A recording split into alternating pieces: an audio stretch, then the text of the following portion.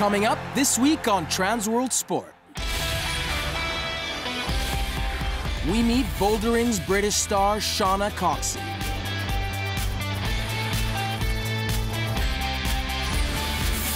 We're on the slopes in Italy for the annual Harley on Snow races.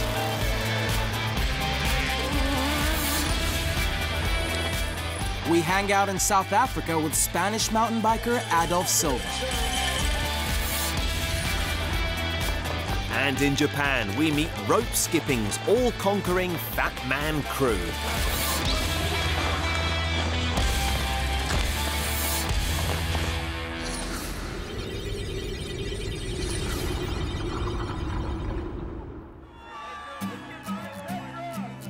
Performing at your very best at the crucial moment is a skill that 25-year-old Shauna Coxsey from Sheffield, England masters extremely well.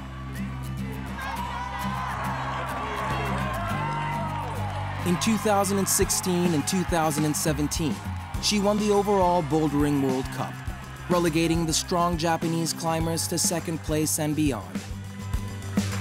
My goal from a very young age was to be world #1, and that's kind of seemed a little bit scary to even admit for a long time. And the coach I was working with at the time, he and I had a plan towards becoming world #1, and we worked really, really hard together. And we just kept ticking boxes off, you know, like training hard, working hard physically, mentally, and really pushing to see how far I could go and how good I could be.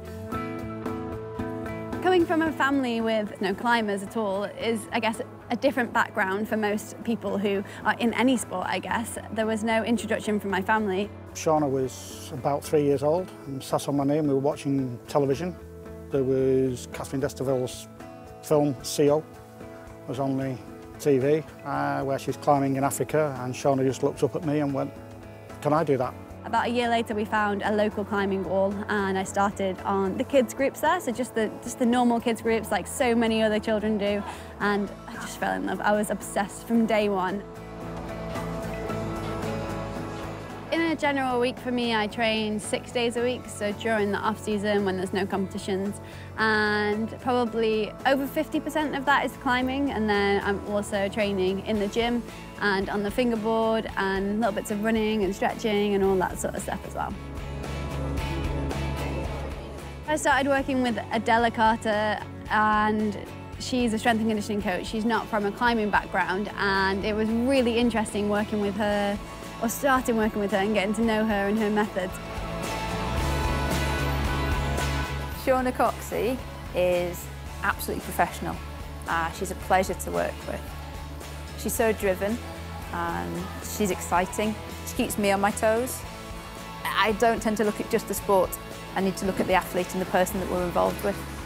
She definitely thinks way outside of the box, and I'm doing training that I couldn't even imagine. Training in the gym versus training on a climbing wall, that was a little bit strange for me at first because, you know, it was hard to see how my training in the gym would affect my climbing. But for me, like, getting stronger legs in the gym and then implementing that onto the wall was incredible.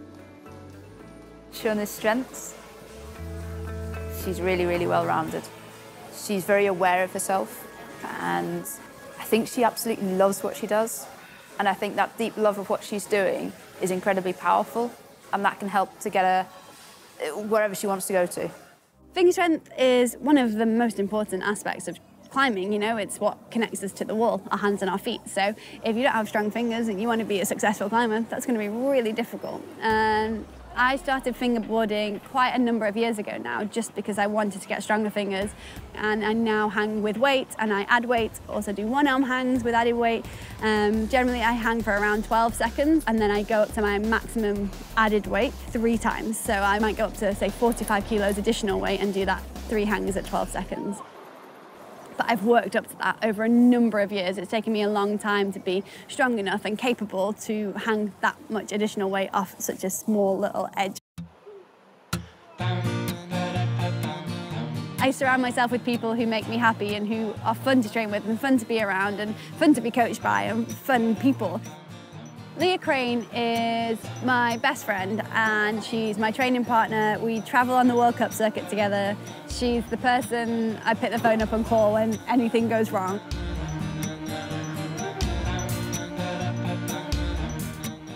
lot of people have said to me that I really contribute to Shauna's performance. I find that kind of hard to see because I'm her friend, we travel together, we compete together, and that's just how it is. If it does help her, then great, but in a way, I can't view it. We're friends and we go climbing.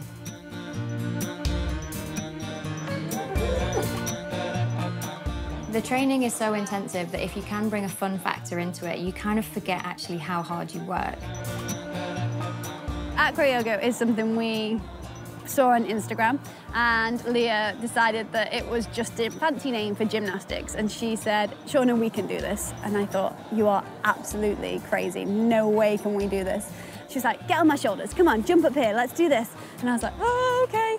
And then we quickly learned that she was very capable and I wasn't at all. I found it hilarious how bad Shauna was at being upside down. She didn't have a clue where was up, where was down, where was left, where was right. I'd say straighten your legs and put your feet together, and they'd be the complete opposite. We laugh so much doing acro yoga together. My abs generally hurt after an acro yoga session because I've laughed so much, so it's got to be good training, right? I think doing acro yoga has definitely improved my body awareness on the wall. Just having the understanding of when you're upside down and where your feet are and how to get into a position. It greatly improves your climbing, and especially now competition climbing is essentially a form of gymnastics on the wall. It's becoming so much more Ninja Warrior-y dynamic style. Good boy. Shauna gets most psyched about seeing her puppy when she gets home. It doesn't matter where we are or how long she's been away from it, all she talks about is her dog, Arthur. It's definitely grounding to have a dog and have to look after something. It just makes life seem a bit more real, and it makes everything else not matter as much because no matter what, you come home and this little guy loves you.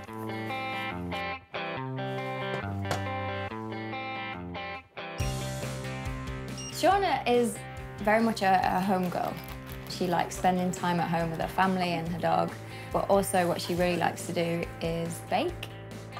And I think it's something that many people don't really know about or see much because it always happens at her home. And I think because she's a world-class athlete, a lot of people automatically presume that she doesn't eat cake. I'll tell you a secret, she eats lots of cake. Maybe that's why she's world #1. Maybe I should try that. I think people often don't believe that I bake so much and eat so much cake, but I really do, and I absolutely love it. And for all my friends' birthdays, instead of buying them presents or buying them things that they're never going to use, I bake them cakes. I come from a family of people who support every endeavour that we go into, you know, it's not just about me. This is Shauna's first magazine cover on the cover of Climb. This was really exciting for all of us because it was actually available in the bookstores, so we actually managed to go and see it on the shelf. And this is Shauna's MBE, which she's very kindly let us keep. Shauna's family are extremely proud of her success. In 2016, she was made a member of the British Empire in the Queen's Birthday Honours List for her achievements and services to climbing. For many years, Shauna has been organizing climbing symposiums for women to pass on her knowledge and training experience. And spreading the word on sport climbing is a passion that Shauna Coxsey will always have.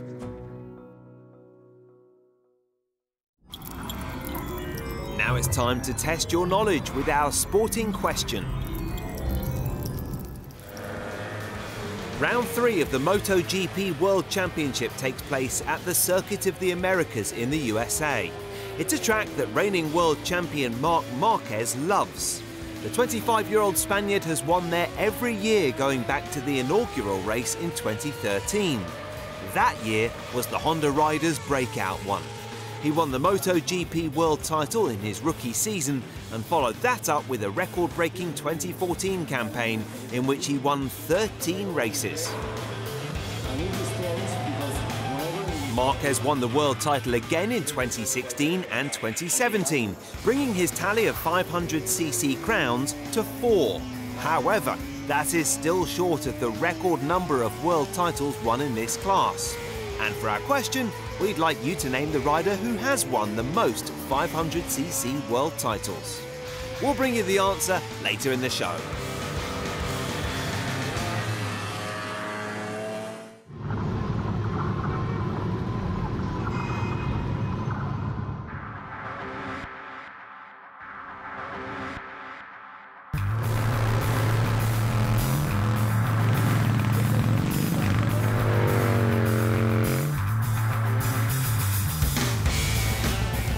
The Ridnon Valley in Italy's southern Tyrol was the location for the annual Harley and snow motorbike races. This year's edition saw over 240 Harley-Davidson motorcycle enthusiasts take part. The bikes had to undergo a special redesign, and they were equipped with treaded tires with nails in them. The races consisted of 5 categories, with the most popular being the vintage bikes division and the open category. Competitors had to head up the 250-meter course in the fastest time possible. Each entrant had 2 runs, and their times were combined to determine the winner. And when you're racing on snow, there were plenty of thrills and spills.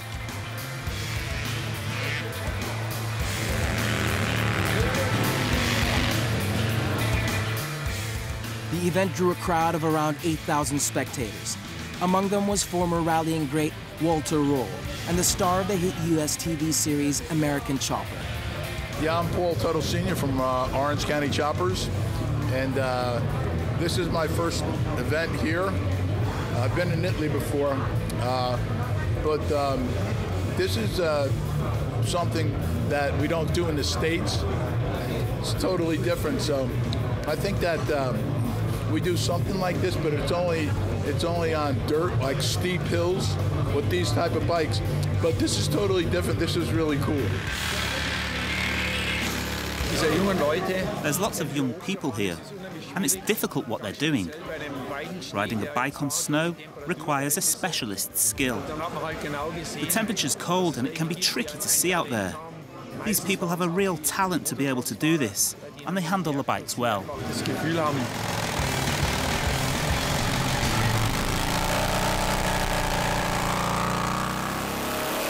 Coming out on top in the vintage category was Daniel Gappemeyer from Switzerland. His fastest time to the top was 15 seconds. Nice run for me. Had really a good bike and the grip was awesome, and had 2 good runs, and that's what brings me to the first place. I enjoy really the time with the Harley and snow.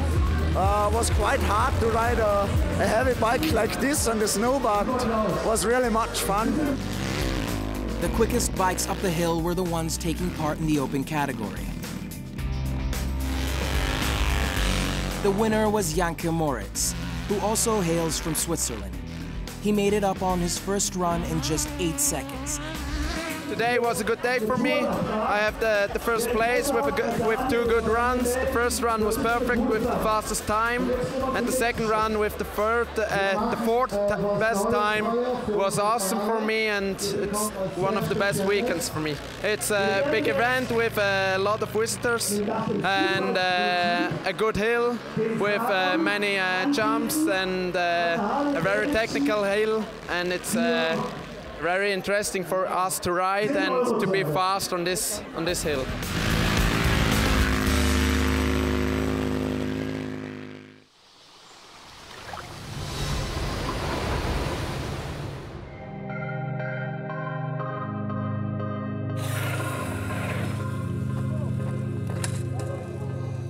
It was a super stupid crash, but sometimes it just happens. And then I just hit a point in my back, right on the kidney, and it just blew up. As soon as I got up, I just felt like something was wrong, because like my whole inside was burning. I kind of like couldn't breathe a lot, and I was like getting dizzy and all that stuff. When I was in the hospital, the doctors actually told my mom that I was dead. Like, they just told them that they couldn't do anything about it, and all they could do is just wait and see if it would get better or not. I was in coma for 20 days, and then since the day 1 that I woke up, I told my mom that I wanted to get back on my bike, and that like I never thought about just stop riding or anything. Adolf Silva is one of the most daring freestyle mountain bike riders of his generation. Every time he shreds, the 20-year-old pushes the limits of what is humanly possible. However, a few years ago, the Spaniard slipped on a berm and crashed at an event in France. Adolf sustained a punctured kidney and internal bleeding, which almost cost him his life. But almost as soon as he'd recovered, he was hitting the jumps again. They're scary for sure, but they're just so perfect that you don't even think about it. You just hit it and it feels super nice and super good. You just want to hit it again. When I crash, I don't really think of what happened and like, oh, I don't want to do it again and all that stuff. All I think is just like, I just think that it's an accident, and an accident for me can happen, I don't know, just riding my bike, or it could happen just driving my car, you know? Since his comeback, Adolf has competed in the likes of FIS and Masters of Dirt, but he lives for the big jumps, and they don't come much bigger than those at Darkfest, an event held in South Africa. So Fest Series events for me are actually like the events I like, because it's kind of just the event that you go and you have a week or two, you just ride and shred the jumps, and you kind of just express yourself and do whatever you want. Like, you have no pressure, you don't have to drop in when they tell you to, you don't have to ride when they tell you to, and you don't get judged, you just ride and film and show what you can do, and that's what I like to do, just be free and do whatever I want. Adolf is known as the Joker of the Fest series. Such is his carefree attitude to life. Given his near-fatal crash, he's embracing every opportunity that presents itself. Away from mountain biking, he enjoys skydiving. The thrill seeker has also started to follow in the footsteps of his mother, who is a base jumper. It's a really big, different feeling, jumping from a plane than riding the jumps. Sometimes it's scary, but I really like doing it and I enjoy it a lot.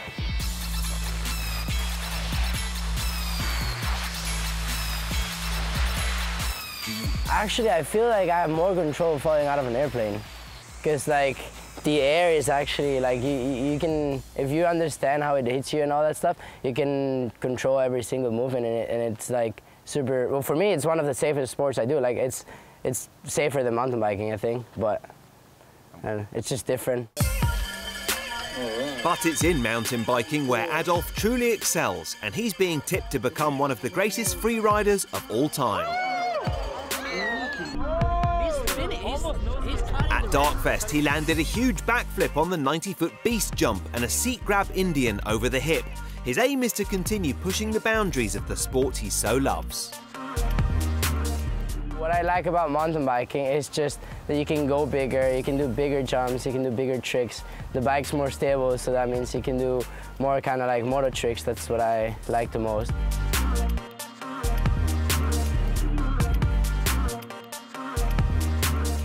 I am crazy, and like they are extreme sports, but I just love doing it, and it just makes me happy, and I enjoy it, so I'm just gonna keep doing it forever.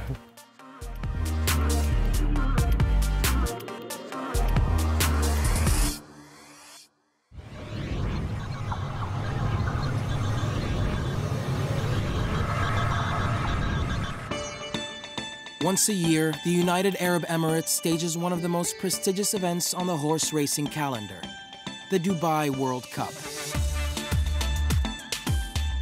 The 2,000-meter flat race is contested by thoroughbreds aged 3 years and over. It attracts an international field with horses from Japan and the United States competing. With a total prize purse of $10 million US, it's one of the richest horse races in the world. 10 contenders took to the stalls at the Meydan racecourse for this year's edition of the Dubai World Cup. They're all set. Gates are back. They're racing, and North America missed the start. North America missed the start, so that turns the race on its head, and West Coast broke away beautifully with Mubdahij. Thunder Snow is coming across. Furia Cressada, Pavel just off them. Talismanic. They were followed by Ganavira over on the inside of Wadi. Next of all is North America, and back towards the tail is Forever Unbridled along with Ganavira, so they leave the straight, and Thunder Snow is going to come across and take the lead. Sitting second in the breeze is West Coast. Pavel trapped out a shade wide from Mubdahij. Between them is Talismanic. They were followed by Furia Cressada. Then North America, the outside, as they really slow up into the back. Wardy is next of all. Going up on the outside is Forever Unbridled, and falling Sueta Ganavira. 25.73, so not quick the first sectional. Down the back they go, and Christoph Simeon dictates the race with Thunder Snow. Up on the outside, West Coast to its bridle. Mubdahij, Pavel going around the outer, followed by Talismanic. Furia Cressada over on the leader's back. North America was next from Forever Unbridled. They're very compact here. Wardy was next of all, and a Gapueta Ganavira. Down the side they come in the Dubai World Cup of 2018, and Thunder Snow, the Derby winner from last year, shows the way. Wearing it like a glove is West Coast up on the outside. Pavel being ridden along. Mubdahij has enjoyed a lovely run but comes off the bit. Furia Cressada, Talismanic around the outside. Forever Unbridled begins to run on. A gap to a Wardy. Into the straight they come, and Thunder Snow went for home.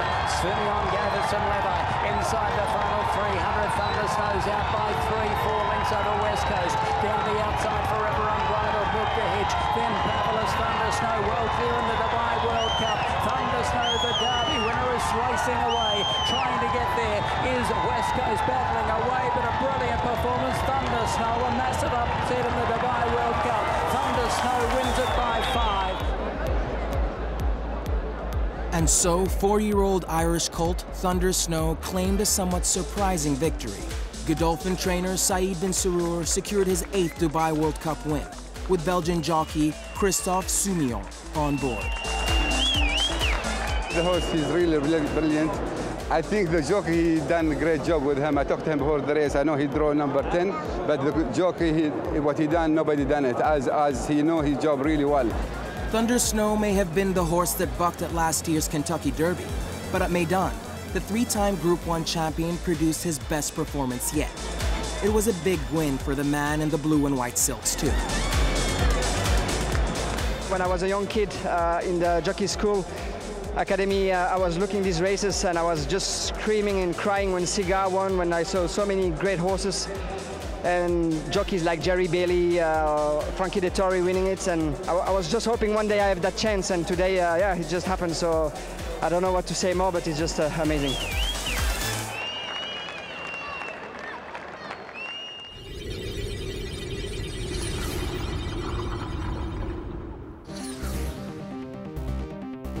Our top 5 features some more pursuits involving horses.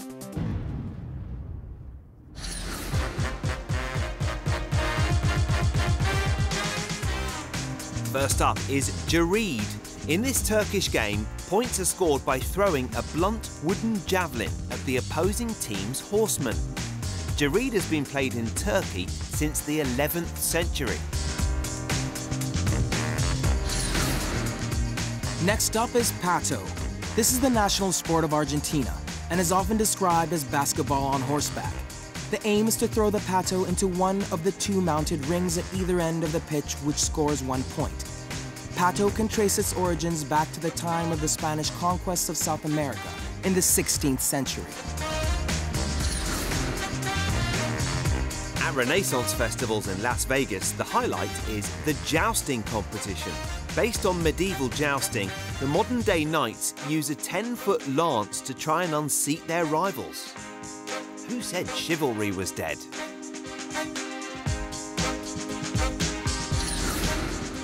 The sport of skioring is a popular feature of horse racing events in the Swiss resort of St. Moritz, and the riders are often referred to as the gladiators of the snow. Skioring even once made an appearance at the Winter Olympics in 1928 as a demonstration sport.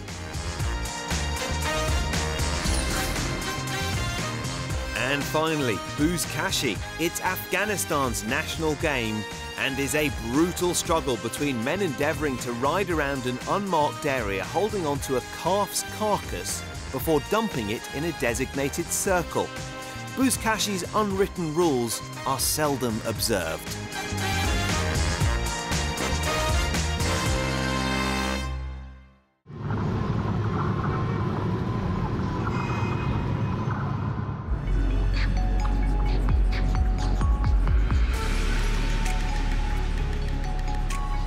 The central part of the Japanese city of Osaka is dominated by the magnificent Osaka Castle.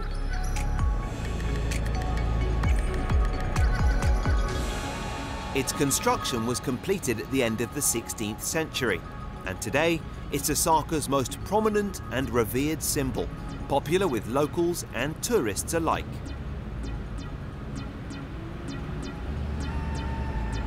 But what drew Trans-World Sport to Osaka was not the calm splendour of the city's famous castle, but rather the chance to find out more about a craze that is sweeping the country.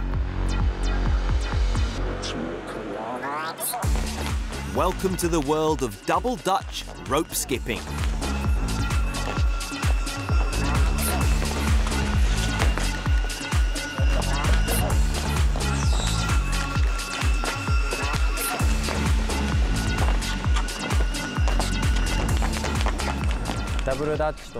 Double Dutch is a sport using two ropes which are turned in opposite directions. Players inside the ropes perform dances and acrobatic maneuvers. It's a great visual sport that people love. Rope skipping is thought to have originated in China thousands of years ago as part of the country's New Year festivities. In modern competitions, skippers are judged on their creativity and technical difficulty of their routines and compete as individuals or in teams, with champions being crowned in a variety of disciplines. Toshifumi Oshima and Yuki Tanaka are members of the Fat Man crew, one of Japan's leading teams. We all discovered double Dutch while studying at university, and once we graduated, we loved the sport so much that we wanted to continue with it. So the 5 of us got together to form the Fat Man crew. We all have our own jobs and work every day, but we still have time for double Dutch during weekends and public holidays. Most of the people who played double Dutch during university actually quit as soon as they graduated.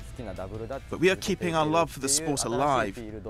We've proved that you can still continue enjoying double Dutch, even as normal working adults.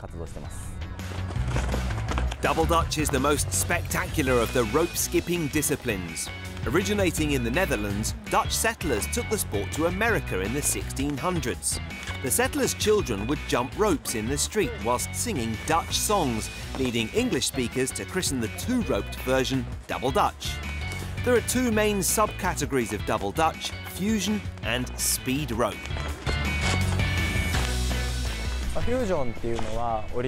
For fusion, judges will give points for originality, formation, technique, expression, and degrees of perfection. As for speed, the number of turns are judged. So, quite simply, it's a case of the more turns, then the higher the scores. The rope skipping World Championships were first held back in 1997. Japan are the masters of the double Dutch events. In 2014, in Hong Kong, Yuki Tanaka was part of the Japanese team that won the pairs double Dutch speed event. Speed jumping is more of a straight down the middle competition rather than a performance. For the World Championships, we brought together our best individuals. The event had some of the most skilled double Dutches I've ever seen. But I'm happy to say that we won the gold medal for Japan. We really showed a great degree of technique and perfection that day.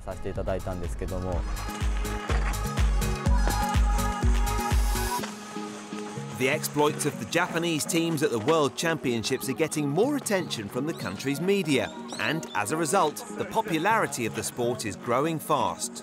Kosuke Kitagawa is the youngest member of Osaka's Fat Man crew. Things are definitely developing, but it's still a sport that's in its infancy. The media has started to take notice of the sport, and we're getting more and more offers to perform all around the country. Naturally, it's more popular amongst younger people. I think that's due to the fact that music and dance are heavily involved in many of the routines. The Fat Man crew have been proactive in helping to spread the word about Double Dutch. On Trans World Sports Visit, they were hosting a beginners event aimed mainly at primary school children.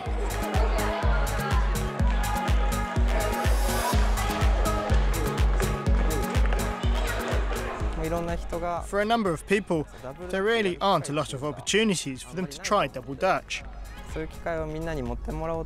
Therefore, this event gives youngsters the chance to find out more about the sport. And those who've come along have enjoyed it.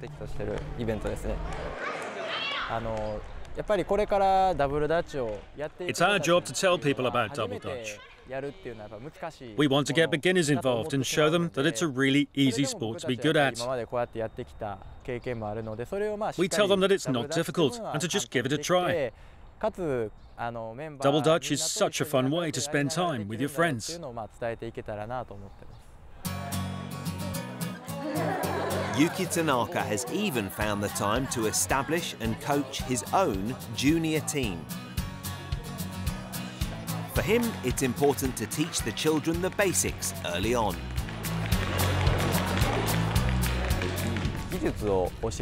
I've noticed that the first thing people think about is how difficult it must be to jump into the ropes and continue jumping once you're inside. But actually, the most challenging thing in Double Dutch is handling the ropes. Rhythm and technique are crucial. These are the very first things I teach. We offer as much help and advice as we can. When I'm teaching, I try to convey how enjoyable the sport is and that it's open to everyone.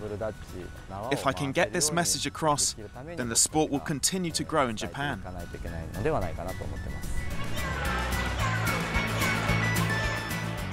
The Fat Man crew of Osaka are doing all they can to inspire the next generation of Japanese Double Dutchers. A number of schools in the country have even added the sport to their physical education programs. It's a sport that has no barriers, with girls competing alongside boys. And, certainly with the backing of the school system, the future for Double Dutch skipping in Japan looks to be in very good hands.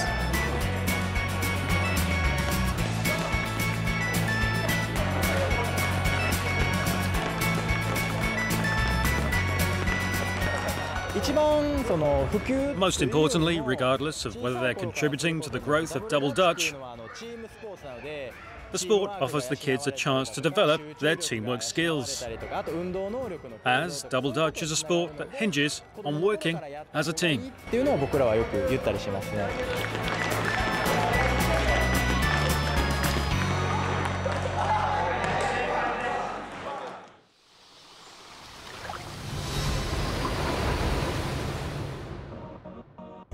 We continue our series now on the under-21 players of one of China's biggest football clubs, Shanghai SIPG FC. They're on a tour of the UK and are using England's National Football Centre, St George's Park, as their base.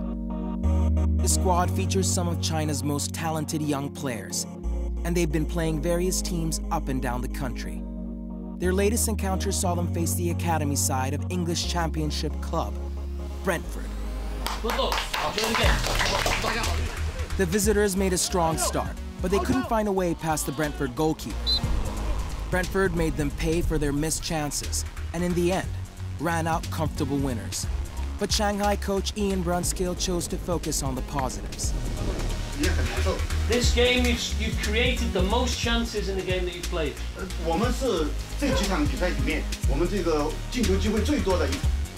At the moment, it will feel like every small mistake gets punished. But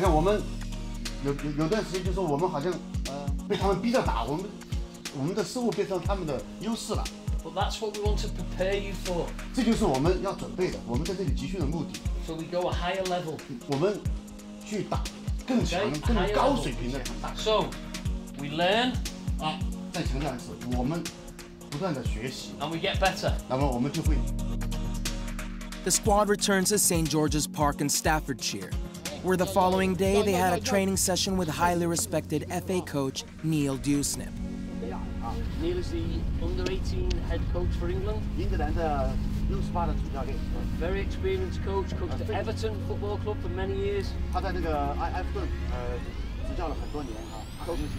Wayne Rooney, Ross Barkley, lots of top players. My brief really was particularly around shooting and scoring some goals, something that the staff that have been working with them have been just a little concerned about. So we've tried to improve their attitude to shoot and hopefully to get more success in terms of goals. Their attitude is absolutely first class, that's for certain. And we found that we've got two goalkeepers who were on the day absolutely exceptional. Unfortunately, we didn't get enough goals, but that was probably because of the goalkeepers, quite frankly. Not enough goals. Yeah? So, if it's a hard cross, soft. If it's a soft cross, hard. If China are going to be a force in world football one day, then they're going to need to produce their own players. So importing the world's kind of leading players is okay as a strategy for now. It's very short term, but longer term I'm sure they'll want to produce their own footballers. Shanghai's coaching staff are learning a lot about training methods and player development. China's under-17 coach Chen Yaodong, who's also here, has been soaking up the knowledge on offer too. I have to say that I found all of the meetings with the other coaches here very valuable. At the end of the day, we are all football professionals, and so the knowledge that they passed on during the sessions was very good. Overall, I found the meetings and seminars and the sharing of ideas to be hugely beneficial. Yeah! The training session that we had just earlier was brilliant. It focused on attacking in the final third of the pitch, which is very important. The coach started by talking about techniques. Then he moved on to skills and how to adapt them in a game situation. For me, that was very productive, and the players certainly gained a lot from it. And we'll see those theories being put into practice by Shanghai in the weeks ahead.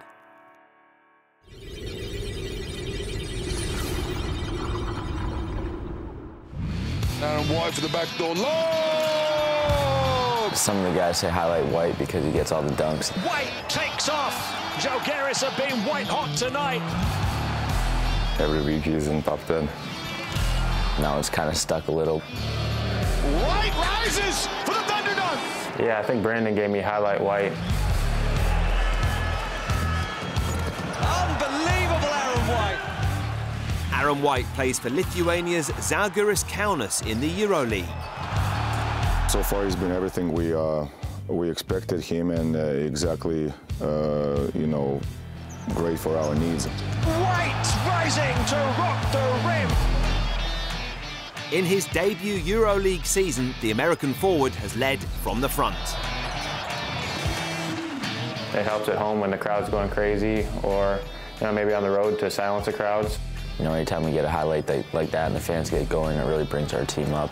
Well, at the beginning it was a huge effect. Right now we get used to it because it's happening a lot of times, like a couple times per game. So, no, I'm joking. Of course, everybody excited and everybody happy when he's doing what he can do the best.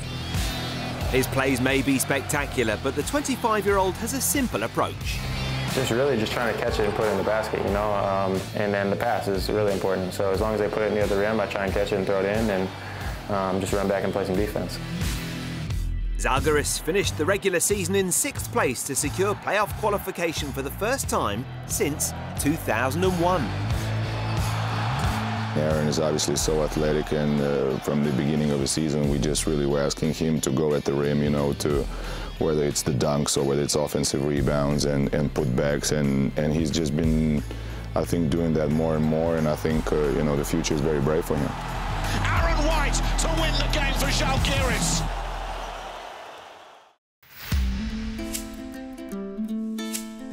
I grew up in the Midwest, so snow and bad weather there too, so I can't get away from it, it seems like. As you can see behind me, the snow in here, so I like it. You know, he's pretty laid back, dude. He's just really, you know, likes to do simple things, hang out with his family, spend time, play games, all that kind of stuff, so he's a good dude to have on the team. I've really got interested in European basketball since I've been over here, so I've followed EuroLeague for the past 2 or 3 years. And obviously, Žalgiris is known for the fans and for loving basketball, so that was really exciting for me. We have a great team chemistry, I think, within our group, and you probably get that talking to the guys. You know, a lot of jokes in the locker room, inside jokes. It's a pretty day, and I'd rather it be cold and snowy than like gray and raining, so not too bad for me right now. He's a good teammate. He likes to joke. He doesn't feel like he's a rookie in our team, if I can say like that. He fit the locker room very well, and we're happy that he's here. You know, a lot of the guys tease us that we don't understand the Lithuanian, and likewise, you know, stuff like that. So it's been great. Žalgiris last won the EuroLeague in 1999, and many believe that this is their strongest team since that all-conquering side. There's no egos really on this team, which I think is probably the best part about it. You know, no one cares about the stats, or no one cares who's getting the recognition. We're just trying to win and go forward as a team. So that's my favorite part about being here. So it's been awesome.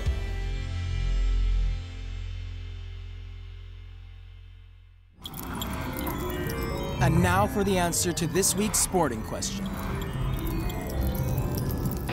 Earlier in the show, we asked you to name the rider who has won the most 500cc motorcycle racing world titles. The answer is Giacomo Agostini with 8.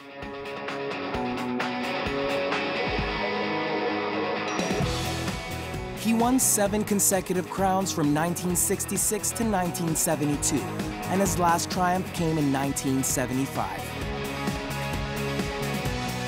In addition, the Italian rider also secured 7 world titles in the 350cc category.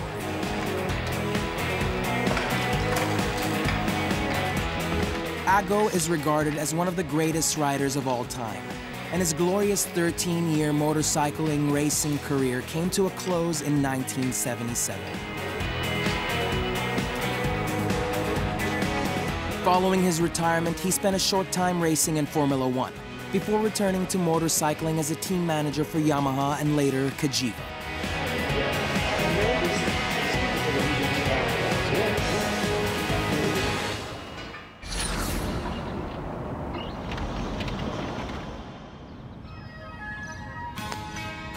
This is 21-year-old Shubhankar Sharma. The Indian golfer is a rising star of the sport.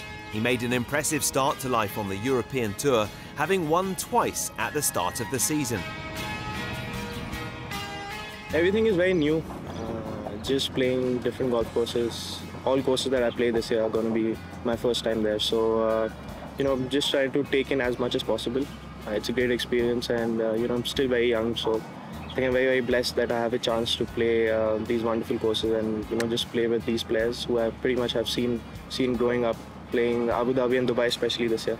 Just having Rory in the same field, and you know, all of these guys have been my idols, and just sharing the locker room with them, and just playing the same tournaments. It's just absolutely fantastic. To be honest, I was nervous. In fact, when I got into the clubhouse and I went to the tour office just to register, there was Justin Rose, Rory, and Stenson at the same time, right there. So I was a bit starstruck there. Once you get into an event and you know, just get through the first few days, you get to Thursday. I think it kind of settles in, and that's what happened to me as well. Just going on the range, first 15-20 minutes, I just saw all the players hitting balls, and it was very nice that I was part of it all. Sharma's first victory at the Joburg Open in December might never have happened but for some words of wisdom from his dad. Yeah, I wasn't going to go and play, and my whole family was there the week before in Mauritius, and you know, I'd had a long season already, and we had our last Asian Tour event in Indonesia right after Joburg. Just had a chat with my dad, and we thought it'd be a good idea to go and play.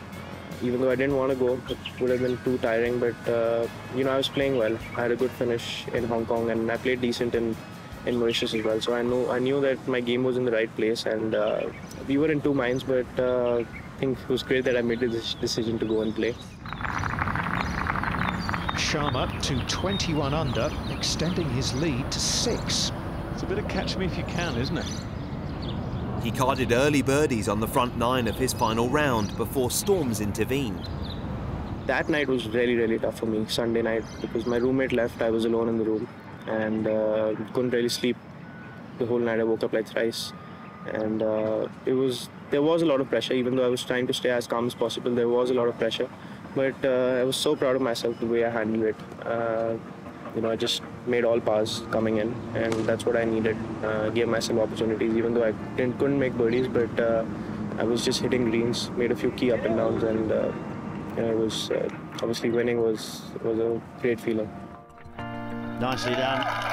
Shoebanker Sharma thanks the Joburg Open, and thoroughly deserved.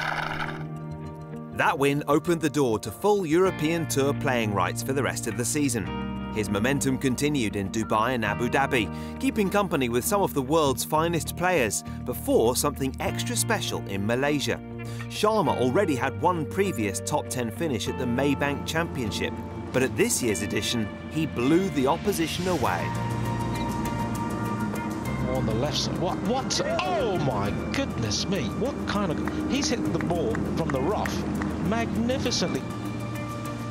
The youngster demonstrated skill, control and maturity beyond his years on the final day in Malaysia.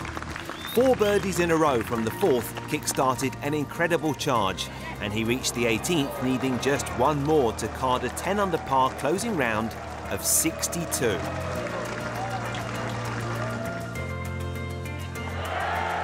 He duly converted, and now Sharma, previously plying his trade solely on the Asian Tour, is flying high on the Race to Dubai standings, and he's all set to perform on an even bigger stage. It means a lot. Couldn't have imagined last year that I'll be playing all the Rolex Series events, and you know, that I'll get into the Open Championship, which has been my dream since I started playing golf. So it means a lot. Just playing, like I said, just playing these tournaments and being in the same field as all these great players just inspires me a lot to even play better. And you know, I'm just trying to make as many friends as possible and just enjoying myself.